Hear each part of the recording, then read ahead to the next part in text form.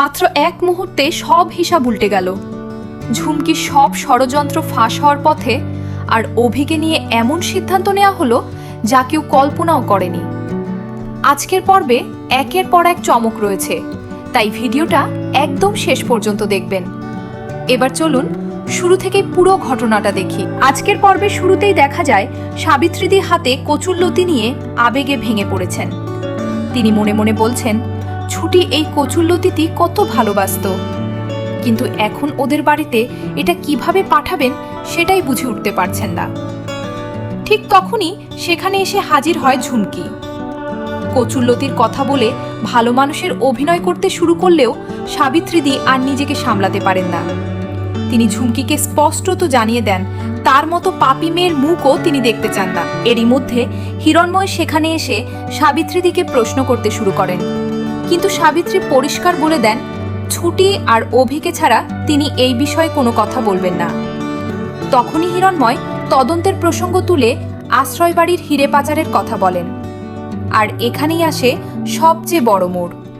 সাবিত্রী দৃঢ় গলায় জানিয়ে দেন দেবদত্তবাবু এই কাজের সঙ্গে জড়িত নন, বরং আশ্রয় বাড়ির সব অন্যায় ষড়যন্ত্র আর ছুটির নামে দোষ চাপানোর নেপথ্যে ছিল ঝুমকি।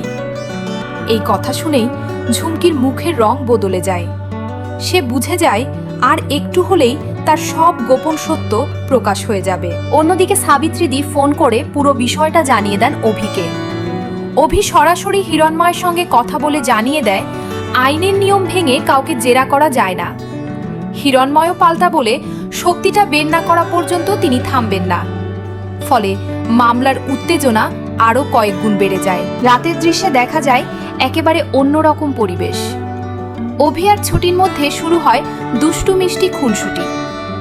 বালিশ নিয়ে মজা করতে গিয়ে অভি যখন ছুটিকে বালিশ ছুঁড়ে মারে, তখন ছুটি হঠাৎ অজ্ঞান হওয়ার অভিনয় করে। অভি সত্যি ভয় পেয়ে তাকে কোলে তুলে নেয়, জল এনে দেয়, এমনকি ডাক্তার ডাকতে যাওয়ারও প্রস্তুতি নেয়।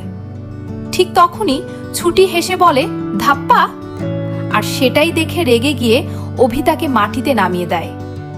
এরপর দুজনের মিষ্টি ঝগড়া আর খুনসুটি দেখে বোঝাই যায় ওদের সম্পর্কটা ধীরে ধীরে আরো গভীর হচ্ছে। সবশেষে অভি ছুটিকে বলে আর কয়েকটা ভুল হলেই তাদের চুক্তির হিসাব বদলে যাবে, আর ছুটি আবারও বালিশ দিয়ে বিছানায় পার্টিশন বানিয়ে শুয়ে পড়ে। এবার আপনার কি মনে হয়, ঝুমকির সব ষড়যন্ত্র কি সত্যি ফাঁস হয়ে যাবে?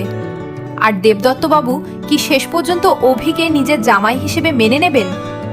আপনার মতামত অবশ্যই কমেন্টে জানান। ভিডিওটি ভালো লাগলে লাইক, শেয়ার এবং চ্যানেলটি সাবস্ক্রাইব করতে ভুলবেন না।